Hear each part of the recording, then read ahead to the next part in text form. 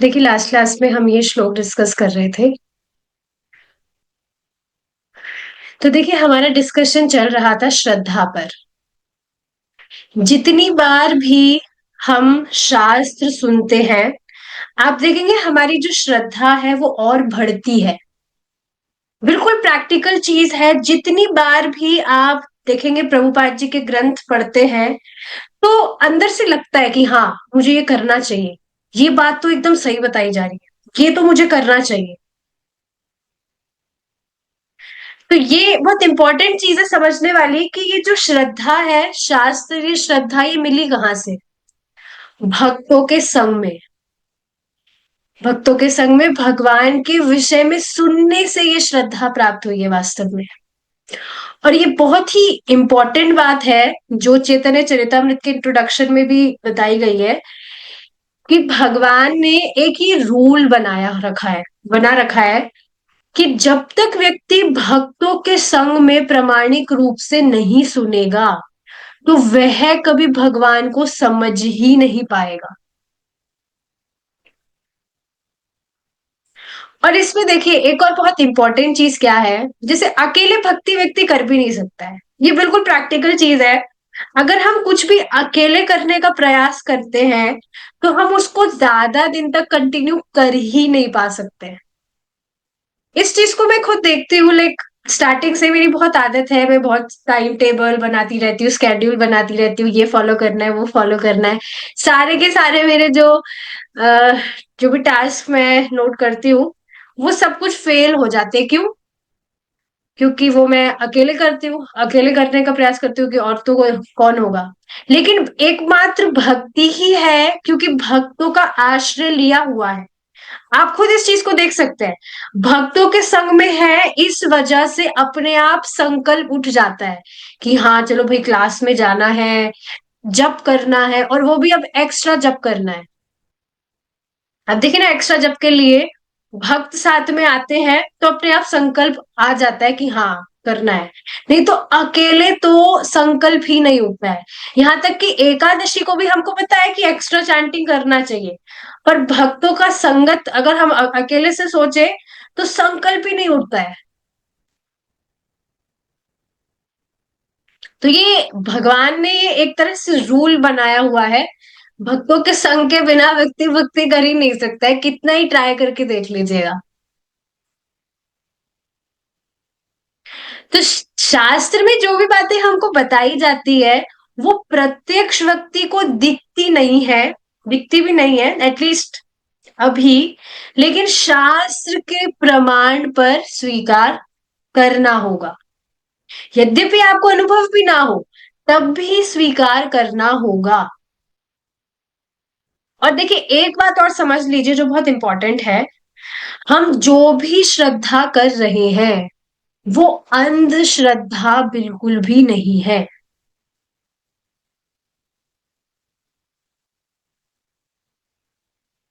भाई, आप खुद बताइए। महाप्रभु बता रहे हैं कि भगवान कृष्ण है। शंकराचार्य जी कह रहे हैं कि कृष्ण भगवान है। प्रभुपाद जी कह रहे हैं कि कृष्ण भगवान है। और अन्य बाकी जो भी आचार्य गण हैं, वे भी कह रहे हैं कि कृष्ण भगवान है। तो अब क्या मैं ही एक नया आचार्य बनूंगा और नया भगवान चुनूंगा?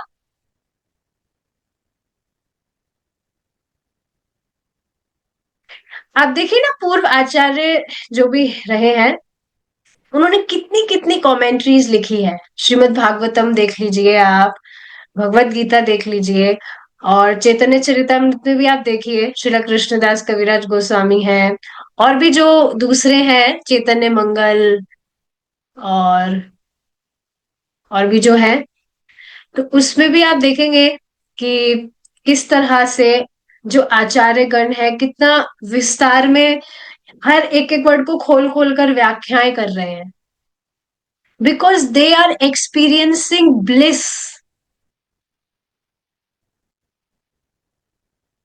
तो ये बिल्कुल वास्तविकता है। जो भी हम शास्त्र से सुन रहे हैं, वो हमारी अंधश्रद्धा नहीं है। तो अब क्वेश्चन आएगा, तो फिर सारे लोग क्यों नहीं स्वीकार करते हैं? तो देखिए ये बहुत इंपॉर्टेंट चीज है समझने वाली, समझिए इसको। हमारे चित्त में जो गुण है वो एक्सपैंड करते हैं। जैसे आप जिस भी रूम में बैठे हैं, सपोज करिए, वहां पर आप कोई लाइट लगा दीजिए। लाइट का जो बल्ब होता है वो लगा दिया, किसी पर्टिकुलर कलर का लाइट। जैसे सपोज करिए ब्लू कलर का लाइट का बल्ब आपने लगा दिया, तो क्या होगा जब आप उसको जलाएंगे, तो अब जो रूम है वो उसमें पूरा ब्लू रोशनी व्याप्त हो जाएगी। तो उसी तरह से व्यक्ति जिस गुण से प्रेरित है, रजोगुण तमोगुण से अगर प्रेरित है, तो उसकी श्रद्धा भगवान में नहीं जाएगी। और उसको ये जो स्पिरिचुअल टॉक्स वगैरह है ये बहुत बोरिंग लगेंगे। अभी मैं देख रही थी, एक माता जी थी, बिना मतलब बैठकर टाइम पास कर रही थी फोन पे, पता नहीं क्या, बिना मतलब के गाने वगैरह रील्स वगैरह देखना, और उनको कहो जब कर लो भाई, क्यों टाइम खराब कर रहे हो, तो वहां उनके उनका दिमाग नहीं जाएगा। इस तरह से बैठकर ये गाने वगैरह देखना, रील्स वगैरह देखना, ये टाइम खराब करना नहीं है। और भगवान का नाम जप करना, भक्ति करना, ये भाई टाइम खराब है। तो लोग इस तरह से गुणों से प्रेरित है, इस कारण से उनकी श्रद्धा इस तरह की होती है।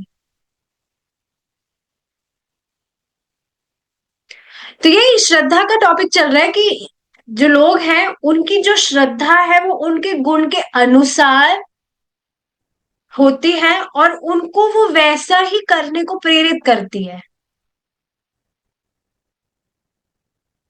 भगवत गीता में भी भगवान बताते हैं कि जो सतोगुण से प्रेरित होते हैं वो देवताओं की उपासना करते हैं, जो रजोगुण से प्रेरित होते हैं वो राक्षसों याक्षसों की उपासना करते हैं, और जो तमोगुण से प्रेरित होते हैं वो भूत प्रेत की उपासना करते हैं। तो श्रद्धा का मतलब क्या है, ये बात आप समझ रहे हैं?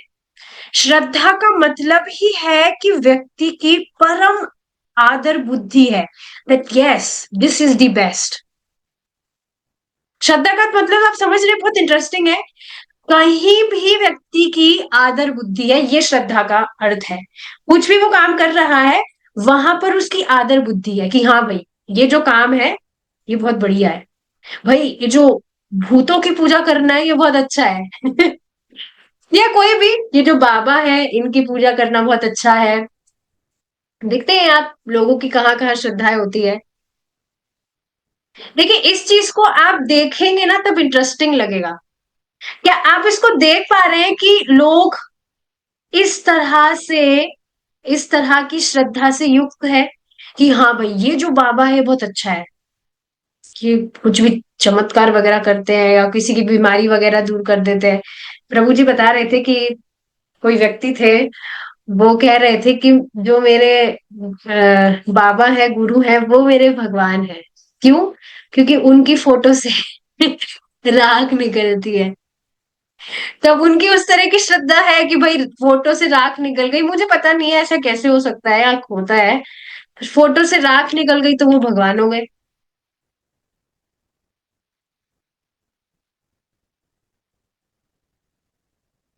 तो लोगों की इस तरह से होती है कि हाँ ये बहुत अच्छा है, ये श्रद्धा का लक्षण है। या ये जो देवी है ये बहुत अच्छी है, ये जो भगवती है ये अच्छी है, या यहाँ पर धागा बांधना ये बहुत अच्छा है। इस तरह से लोगों की श्रद्धा है।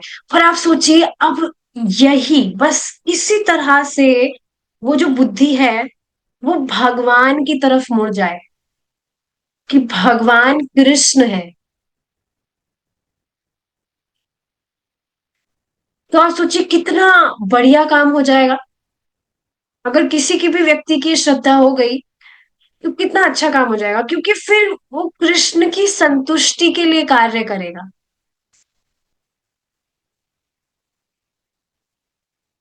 क्या आप इस चीज को देखते हैं कि वास्तव में हमारे जीवन में एकमात्र ही अच्छी चीज हुई है, वो क्या है? कि भाई हम कृष्णा कॉन्शियसनेस में हम आए। एकमात्र पूरे जीवन में यही एक अच्छी चीज हुई है। बाकी सब तो जो भी आज तक किया, that was just waste of time. पूरा जो भी समय अब तक गया, कृष्णा कॉन्शियस जब नहीं थे, उससे पहले का सारा जो समय था वो वास्तव में कुएं में ही गया। बिना मतलब के एफर्ट्स जहां भी हमने लगाए, सब कुछ वेस्ट। और ये बिल्कुल वास्तविकता है।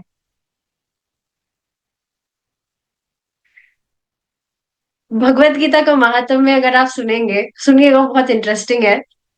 उसमें बताया जाता है, श्लोक है, मैंने यहाँ पर रखे नहीं है, पर हाँ उसमें श्लोक है, जिसमें एक श्लोक था उसमें बताया गया था। Let me just read it for you. बहुत इंटरेस्टिंग श्लोक था वो।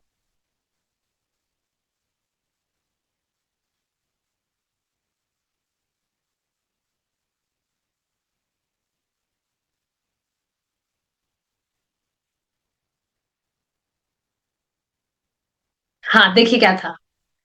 तस्मात् गीताम न जानाति, ना नाधमस्तत् परो जनः, धिक् तस्य मानुषम देहम, विज्ञानम कुलशीलतम शीलतम। तो इसमें क्या बताया जा रहा है? तस्मात् गीतम न जानाति, जो व्यक्ति गीता नहीं जानता, नाधमस्तत् परो जनः, वह निश्चित ही मनुष्यों में सबसे अधम, सबसे नीच व्यक्ति है।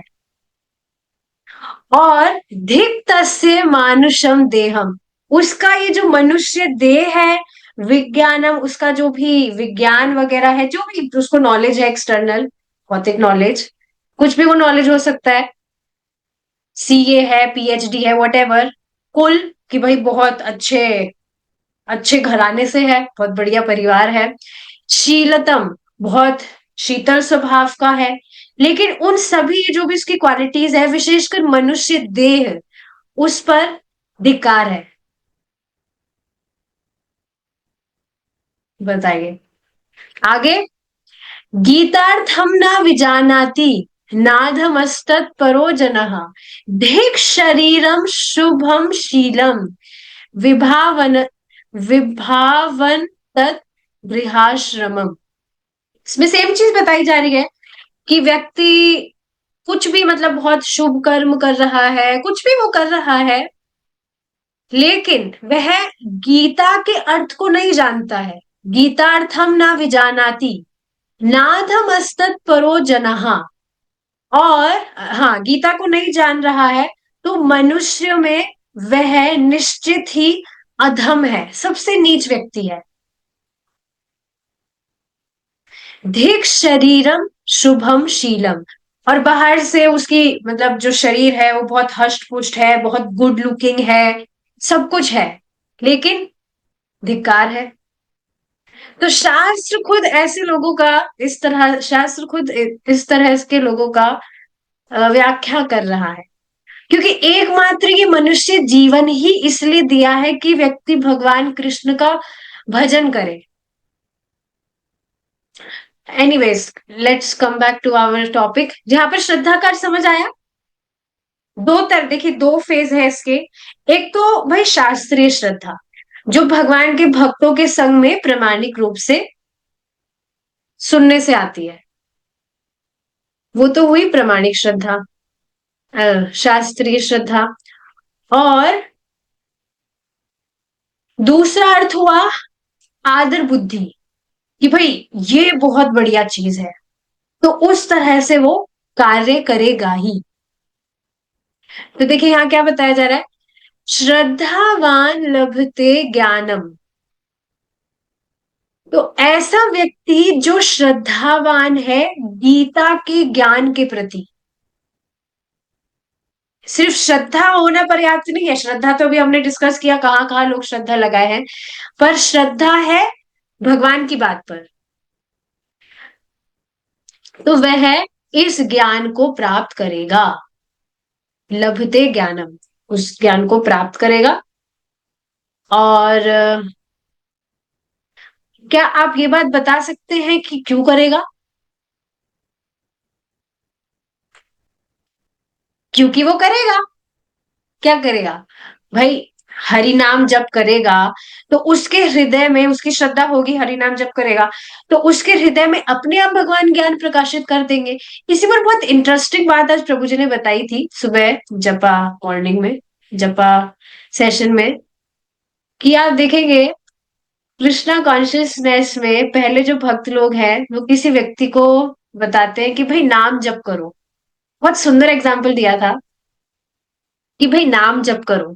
जैसे एग्जाम्पल से क्या समझाया था कि किसी व्यक्ति को, वो बीमार था, तो डॉक्टर के पास गया। डॉक्टर ने उसकी बीमारी उसको नहीं बताई, उसको बस दवा देते रहे। सही सही क्या बीमारी है वो नहीं बताई, उसको बस दवा देते रहे। और वो दवा खाया तो वो थोड़ा थोड़ा ठीक होने लगा, तब आगे जाकर उसको बताया कि आपको कैंसर था। अब पहले उसको बेचारे को बता दिया जाता तो वो तो टेंशन में आ जाता, तो पता नहीं फिर मतलब क्या होता उसका। पर हाँ, बाद में जाकर उसको बताया गया कि आपको कैंसर था। तो अब आधी दवा दवा तो इतने टाइम से ले रहा है, आधी बीमारी तो उसकी ठीक हो ही गई। अब और दवा लेगा तो फिर और मतलब बहुत जल्दी रिकवर हो जाएगा वो।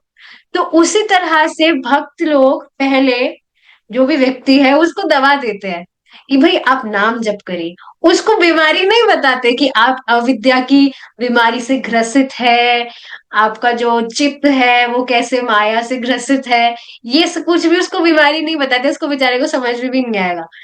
उसको स्टार्टिंग से ही दवा देने लगते हैं। आप खुद बताइए ऐसा होता है कि नहीं?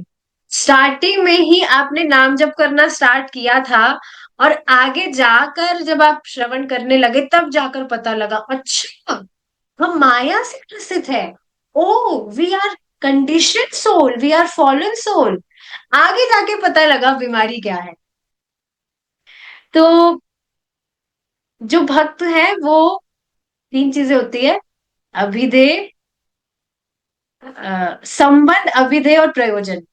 तो संबंध बाद में बताते हैं, पहले ही अभिधेय सेकेंड स्टेज से स्टार्ट करते हैं, मतलब अभ्यास पहले से ही अभ्यास करवाना शुरू कर देते हैं। और बाद में जो व्यक्ति है उसको संबंध समझ में आता है कि भाई उसका संबंध क्या है भगवान से।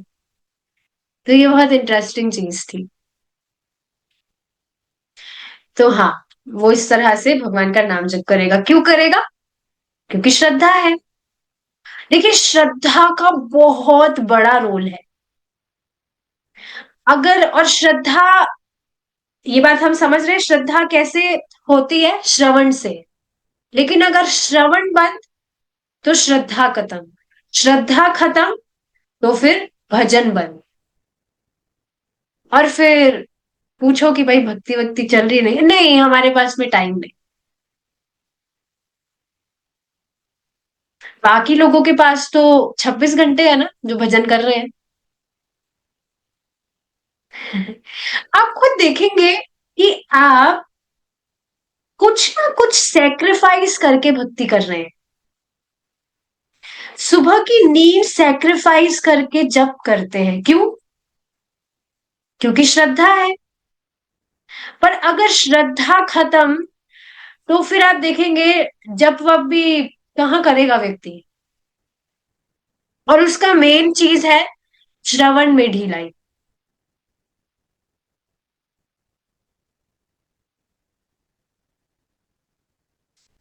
और देखिए इसके लिए हम किसी व्यक्ति को फोर्स भी नहीं कर सकते।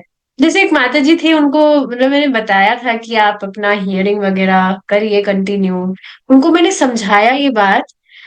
और भी एक मतलब आपको पता होगा जूनियर जपा ग्रुप है एक रिपोर्ट करने का, तो उसमें और भी भक्त हैं जो हियरिंग कर रहे हैं, तो दे आर प्रोग्रेसिंग अपना माला जप योजना बनाकर, दे आर चांटिंग एक्स्ट्रा। और काफी भक्त तो अब ये जो मेन ग्रुप है प्रभु जी का उसमें भी ज्वाइन हो गए हैं, because they are able to chant 16 round. तो मैं माता जी को यही बात बता रही थी कि क्या आपने कभी इस पर विचार किया है कि आपके आपसे बाद में आने वाले आपसे बाद में जो भक्त आए, जब आपने जब ज्वाइन किया था आपके बाद में जो भक्त आए, वो आपसे भी मतलब कैसे प्रगति कर पाए? वो दे आर चांटिंग 16 राउंड्स, मतलब काफी भक्त हैं जो 8 to 10 राउंड्स चांटिंग कर रहे हैं। और काफी भक्त है जो अब 16 राउंड स्टैंड कर रहे हैं, so they have join the main group. तो उसका कारण क्या है? Because they are hearing. तो उनको ये बात समझ नहीं आई, वो मतलब अपना आश्चर्य भी दिखा रही थी, अच्छा। और हाँ, एक और मेन चीज मैंने उनको क्या बताई, कि वो भक्तों के संग में है। ठीक है, अगर वो क्लास क्लास सुनने भी नहीं आ पाते हैं, लेकिन वो सुबह जप में तो आते ही हैं, सुबह जप करने तो आते ही हैं। बट यू नेवर एसोसिएट, वो माता जी कभी आ ही नहीं रही थी, मैंने उनको बताया था कि आप आइए। पर अब पता नहीं कल एकदम से क्या हुआ, सब कुछ उन्होंने ग्रुप वगैरह सब लेफ्ट वगैरह करके चली गई हूँ। क्यों? क्योंकि देखिए, बिल्कुल आप देख पा रहे हैं कैसी चीजें लिंक है। श्रवण का अभाव हुआ, तो अब जो एक माला भी वो जप कर रही थी वो भी उनको भार लगने लगा। और श्रद्धा अब नहीं है, भार लगने लगा। तो फिर अब क्या दिमाग में आया, कि मैं तो बिना मतलब ही मेरा टाइम यहाँ पर लगा रही हूँ, कुछ और इम्पोर्टेंट है वो मुझे करना चाहिए, इससे भी ज्यादा कुछ और इम्पोर्टेंट है मेरे लिए, वहां पर मुझे अपना टाइम लगाना चाहिए। तो स्पष्ट है, श्रवण से ही हमारी जो श्रद्धा है वो जान्वित होती है। लेकिन अगर श्रवण नहीं, मतलब श्रवण अच्छे से नहीं कर रहे हैं, तो श्रद्धा खत्म, और फिर भक्ति भी बंद।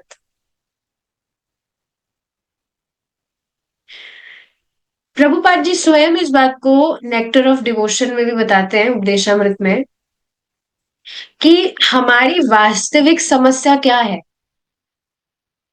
चार समस्याएं: जन्म, मृत्यु, जरा, व्याधि। पर क्या हमें ये वास्तव में समस्याएं लगती भी है? इस पर आप देखिए, विचार करिए, क्या हमें वास्तव में ये समस्याएं लगती हैं?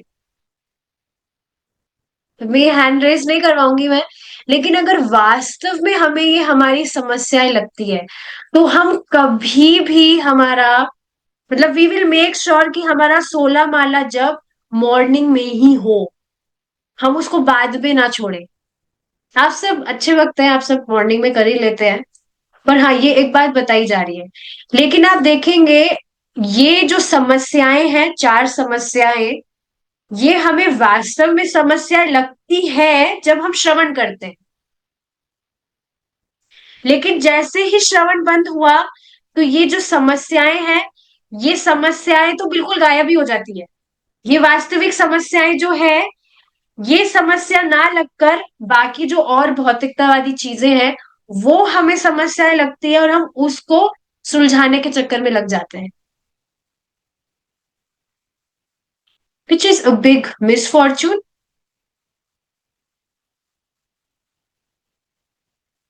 तो समझना चाहिए कि वास्तव में जीवन शैली, हमारी वास्तव में जीवन शैली है ही यही, कि हम सुबह उठकर जप करें, फिर गीता सुने, भागवतम सुने, प्रभुपाद जी की छोटी पुस्तकें पढ़े। यही करना है, हमारा जीवन है ही इसके लिए। There is no other goal of this human form of life. और इसको हम जब बार बार में सुनते हैं, तब जाकर हमारे दिमाग में ये चीज बैठती है, that there is no other scope of this human form of life। एकमात्र बस इसी के लिए मिला है कि हम अच्छे से भजन करके इस मतलब भौतिक जगत से मुक्त होकर हम भगवान के पास लौट जाए। We get love of Krishna, और हमेशा भगवान के साथ हम रहे। हमको पता नहीं है इटर्नल, ठीक है, हमारे लिए तो ये जो जीवन है यही एक जीवन है। हमको पता नहीं, हाँ अनादि सुनते तो है, पर कि हमने अनुभव तो नहीं करते ना कि अनादिकाल हमारा बीत गया। But Krishna knows everything, and he is waiting for us, for millions and billions, from millions and billions of years, he is waiting for us. भगवान बस चाहते हैं कि हम उनके पास में लौट जाएं। इस वजह से स्वयं चैतन्य महाप्रभु के रूप में आए, इतना इजी बनाने के लिए। एंड फॉर्चुनेटली हम यहाँ पर हैं, हमें पता है महाप्रभु कौन है। नहीं तो कुछ लोगों का इतना भी सौभाग्य नहीं है, उनको ये भी नहीं पता कि महाप्रभु है कौन।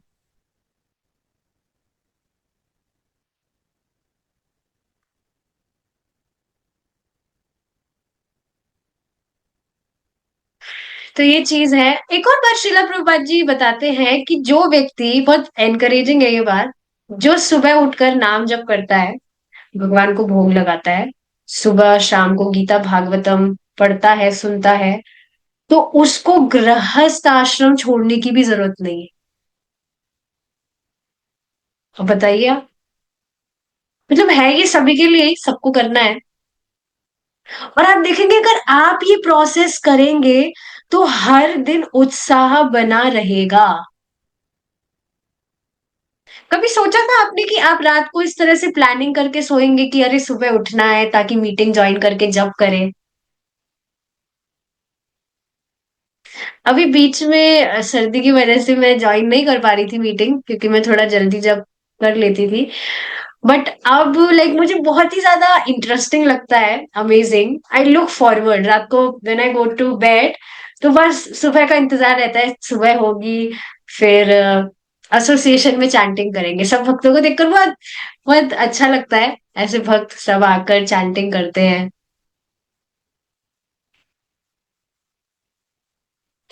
तो ये प्रोसेस है, और इस तरह से हम करते हैं भक्तों के संग में, तो उत्साह बना रहेगा।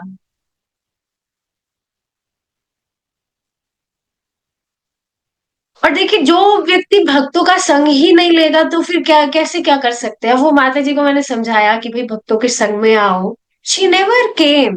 कभी उन्होंने ज्वाइन भी किया मीटिंग तो कभी वीडियो उन्होंने ऑन नहीं किया। अब कोई व्यक्ति समझे ही नहीं तो फिर अब क्या कर सकते हैं? आप बताइए। भक्तों का संग जब तक व्यक्ति नहीं करेगा, उसके आप कितना ही पीछे पड़ेंगे, तो वो भक्ति लंबे समय तक कर ही नहीं पाएगा। जब तक देखेगा ही नहीं व्यक्ति कि भाई भक्ति और भी लोग हैं जो इस तरह से उत्साहित होकर कर रहे हैं, कैसे उसको बूस्ट मिलेगा?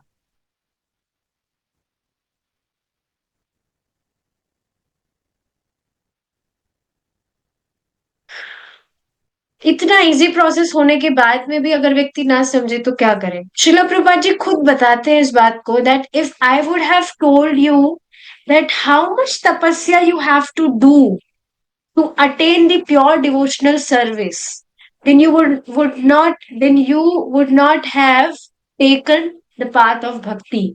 अगर मैं तुम्हें बताता कि शुद्ध भक्ति प्राप्त करने के लिए कितनी तपस्या करनी होती है, कितनी तपस्या करनी है, मतलब करनी होती है, एक्चुअल जो प्रोसेस है, तो तुम कभी भक्ति के पथ पर आते ही नहीं, भक्ति स्वीकार ही नहीं करते।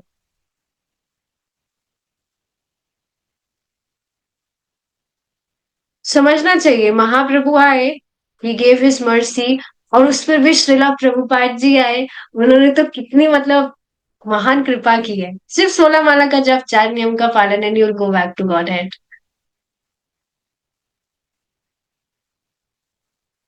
But important thing is that we have to do it whole life.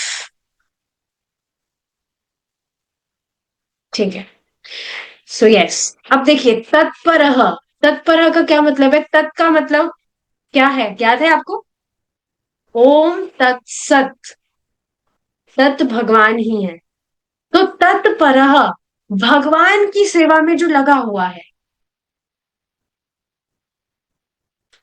और साथ ही में मतलब आप सोच रहे हैं लगा हुआ है का मतलब क्या है? योजना बना बनाकर, रात को सो रहा है योजना बनाकर कि मैं सुबह उठूंगा, मैं मॉर्निंग प्रोग्राम अटेंड करूंगा, भक्तों के संग में चैंटिंग करूंगा। फिर योजना बना रहा है कि भाई भगवान को भोग लगा के खाऊंगा, भगवान का प्रसाद ही पाऊंगा। योजना बनाकर गीता क्लास अटेंड कर रहा है, भागवतम क्लास अटेंड कर रहा है, भक्तों का संग, भक्तों के संग में भक्ति कर रहा है। तो यह हुआ तत्पर, कि भगवान के भजन में, भगवान की सेवा में लगा हुआ है। और एक और सुंदर चीज पता है क्या है? प्रभुपाद जी इस बात को बताते हैं कि भक्तों भक्तों की सेवा वास्तव में एक शॉर्टकट है भगवान की प्राप्ति का। कितनी सुंदर बात है ना ये। और भक्तों की सेवा क्या है? कि आप भक्तों के संग में आकर इस तरह से, आप सोचिए ना, जब आप इस तरह से आते हैं क्लासेस में या जब में, तो क्या आप हेल्प नहीं कर रहे हैं एक दूसरे की? एक दूसरे को विजिबल होके, कोई व्यक्ति मीटिंग में आ भी रहा है वीडियो ऑफ करके, यहाँ की बात नहीं कर रही हूँ मैं, जैसे सुबह जब की बात हुई है प्रभु जी क्लास में, किसको पता वो आया कि नहीं आया। So when you are visible to devotees, तो क्या आप सहायता कर रहे हैं, आप माध्यम बन रहे हैं सामने वाले को इंस्पायर करने के लिए।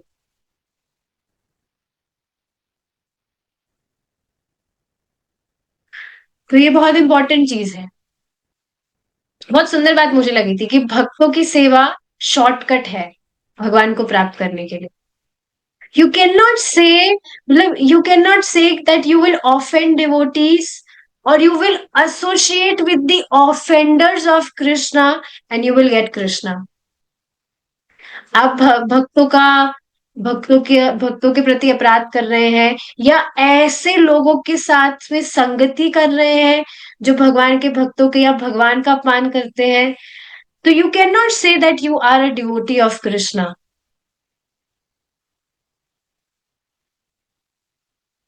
अब ये बात मैं क्यों कह रही हूँ, आप देखेंगे जो भी दूसरे संप्रदाय संस्थाएं जो भी है, जहां पर कहते हैं कि भाई भगवान कृष्ण ने गीता नहीं बोली है, कोई शिव बाबा ने गीता बोली है, या भगवान निराकार है, ये है वो है, so these are actually the offenders of God, isn't it. और अगर आप ऐसे लोगों की कुछ भी वर्कशॉप्स वगैरह अटेंड कर रहे हैं, उनका एसोसिएट ले रहे हैं, so this way you are not pleasing Krishna.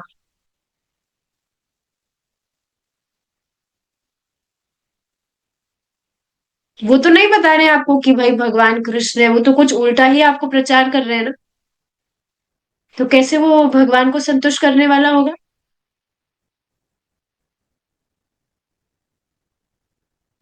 ठीक है। अब तीसरा गुण यहाँ पर क्या है, संयते इंद्रिय। समझ आ रहा होगा इसका मतलब, इंद्रिय संयम। देखिए ये जो टॉपिक है, sense control, this is very very important. अगर व्यक्ति इंद्रिय संयम नहीं करता, तो फिर आध्यात्मिक ज्ञान प्रकट नहीं होता है।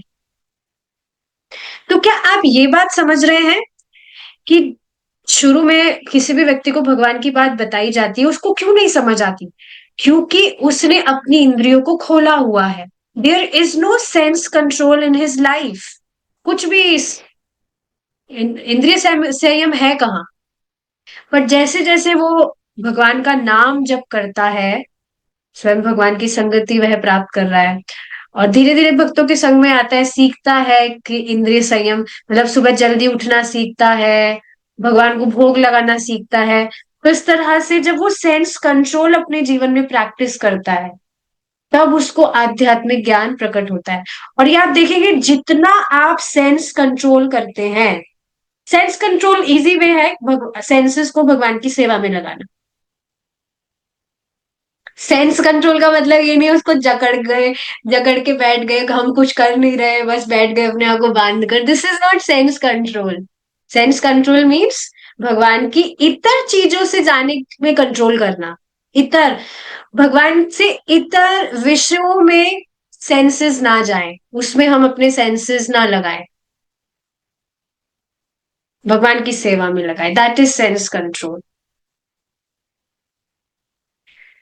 तो हाँ, जितना हम इंद्रिय संयम करते हैं, उतना आप देखेंगे शास्त्र की बात उतने अच्छे से समझ में आती है। लेकिन अगर व्यक्ति सेंस कंट्रोल प्रैक्टिस नहीं करता है, तो आध्यात्मिक ज्ञान प्रकट होने की बजाय बल्कि ज्ञान लीक होता है। ये बात आप समझ रहे हैं। जैसे पता नहीं आपके साथ में कभी हुआ है कि नहीं, आपने कभी आप, बाल्टी हो उसमें पानी भरा हो, और सर्दियों में गर्म पानी उसमें गीजर का आपने बाल्टी में भरा हो, और बाद में आपको पता लगा कि उस बाल्टी में तो छेद था, तो सारा का सारा जो गरम गरम पानी उसमें आपने भरा बाल्टी में, सारा का सारा वो लीक हो गया। तो इसी तरह से अगर व्यक्ति इंद्रिय संयम नहीं करता है, तो ज्ञान प्रकाशित होने की जगह ज्ञान लीक होने लगता है. So one should understand that it is not a punishment to control our senses. Punishment is to release them for sense gratification. मनुष्य जीवन भोग में नहीं है, तप में है. और जितना व्यक्ति इंद्रिय संयमित करता है, आप देखेंगे बहुत खुश व्यक्ति रहता है, एक अलग ही उत्साह अनुभव करता है वो. ठीक है, आगे देखिए. ज्ञानम लब्ध्वा, ज्ञानम लब्ध्वा मतलब कि जब क्या होता है ज्ञान, श्रद्धावान लभते ज्ञानम, जब वह इस इस दिव्य ज्ञान का प्रकाशन उसके हृदय में होता है कि हम कौन है. ज्ञानम लब्ध्वा, जब उसके हृदय में ये जो दिव्य ज्ञान है, लब्ध्वा, ये प्रकाशित हो जाता है कि हम कौन है, तो फिर क्या होता है. पराम शांतिम, वह परम शांति प्राप्त करता है. और परम शांति का अर्थ क्या है, प्रभुपाद जी बताते, दिव्य शांति, ट्रांसेंडेंटल पीस.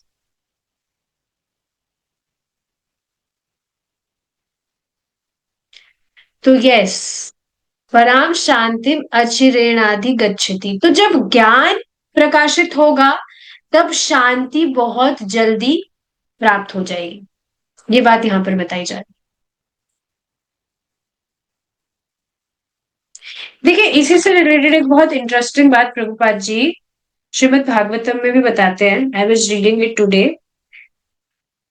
1.1.17, नो 16, 1.1.16 में प्रभुपाद जी बताते हैं कि आप देखेंगे जो जो भी लोग हैं वो बहुत ही ज्यादा एंशियस है कि उनको बहुत शांतिमय जीवन जीना है, मैत्रीपूर्ण जीवन जीना है, लेकिन उनको वास्तविक ज्ञान ही नहीं है कि एक सिंपल मेथड से, the simple method of hearing the glories of the lord, ये सिंपल मेथड उनको मालूम नहीं है.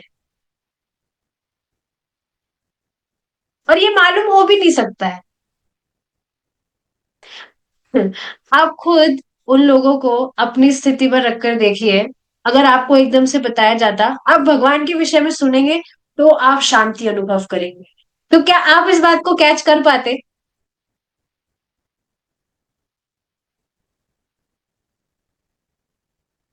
तो आप देख रहे हैं ना श्रद्धा का कितना बड़ा रोल है यहाँ पर. आगे प्रभुपाद जी बताते हैं, they have no eyes to see that their attempts at peace and friendship are failing. नहीं देख पा रहे हैं, हर जो प्रयास वो कर रहे हैं कि भाई समाज में मैत्रीपूर्ण हो, शांति हो, वो बस ध्वस्त होते जा रहे हैं. वास्तविकता में अगर व्यक्ति शांति प्राप्त करना चाहता है तो उसको ये समझ का द्वार खोलना होगा कि जब वह परमेश्वर भगवान कृष्ण को समझेगा और भगवान कृष्ण की सेवा में लगेगा, ही विल ग्लोरीफाई हिम, तब जाकर वह वास्तविक शांति को प्राप्त करेगा. लेकिन लोगों को ये चीज पता नहीं है और आपको ये चीज मालूम है. देख रहे हैं आप कितना प्रोफाउंड नॉलेज है ये. प्रोफाउंड का मतलब ही क्या है, आप किसी व्यक्ति को बताएं तो उसको समझ ही नहीं आए, और समझ आए भी तो उसको विश्वास भी ना हो. पहली बात तो ये जो ज्ञान है हर किसी को मालूम नहीं है. मालूम चल भी जाए तो उसकी समझ के परे है. समझ भी जाए तो उसको विश्वास ना हो. पर आप इन तीनों ही, ये जो सर्कल्स कहिए, इन तीनों ही सर्कल से आप ऊपर उठ गए हैं. आपको भगवान की बात पर पूर्णतः आपको समझ में भी आती है, मतलब जितनी भी मात्रा में समझ में भी आती है, और आपको विश्वास भी है। So this is not ordinary. और मैं देखिए बार बार मैं यही बात कहूंगी कि इस चीज को, मतलब आप, ठीक है, अपने भाग्य की सराहना नहीं भी कर पाते हो, तो अपने भाग्य की सराहना आप कर पाएंगे जब आप लोगों को प्रचार करेंगे, और आप देखेंगे कि लोगों की किस तरह से बिल्कुल श्रद्धा नहीं है। But we are not one of those. भगवान हमें ऐसी बुद्धि दे रहे हैं, दिए हैं, दे रहे हैं कि हम समझे। जो पुरुष श्रद्धावान है, अरे बहुत जल्दी टाइम निकल गया आज तो। ठीक है, जो पुरुष श्रद्धावान है, जितेंद्रिय है और दिव्य ज्ञान में मग्न है, वह तत्काल परम आध्यात्मिक शांति को प्राप्त कर लेता है। ठीक है, आगे हम, भगवान ने चाहा तो कल कंटिन्यू करेंगे। We will stop here now. Hare Krishna. जय श्रीला प्रभुपाद।